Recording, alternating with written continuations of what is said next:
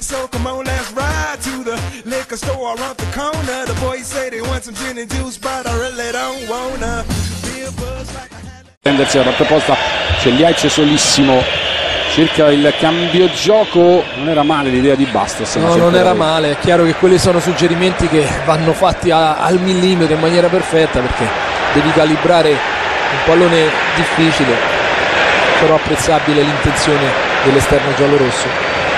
Ora, gioco che prosegue ancora con l'iniziativa da parte del Napoli. Enrique cerca di cambiare il gioco, si inserisce molto bene in fase difensiva. Ljajic, poi pallone per Taddei, ben anticipato questa volta. Allora Enrique, poi il tentativo per Mertens, palla che non filtra, ancora Mertens però sul pallone, sempre Mertens, largo per Gulam, il cross di Gulam, Callejon, il gol di Callejon.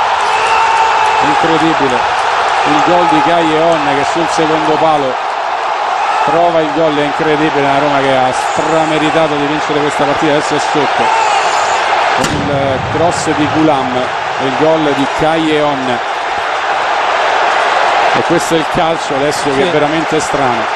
Non è strano, è così purtroppo, bisogna essere cinici sotto porta. Qui il Napoli riesce a trovare un gol da un cross incredibile di Gulam, che sotto pressione di Maicon riesce a mettere questa palla veloce, forte sul secondo palo. Callejon fa un gran gol perché la va a mettere proprio sull'incrocio davanti a lui, dove purtroppo De Santis non può fare niente. Guarda dove va a entrare questo pallone. È incredibile, guarda la palla dove si è andata a piazzare. È una Roma che veramente, questa è proprio una beffa clamorosa con il gol di Callejon. È veramente incredibile adesso, il calcio è veramente incredibile. Il Napoli non l'ha mai presa in questa partita, non l'ha mai presa. Il gol di Callejon, Pjanic. Callejon che aveva sbagliato quello più facile, qui ha trovato un gol incredibile. Adesso sta per entrare Mattia Destro per questi ultimi minuti di gioco. Insigne,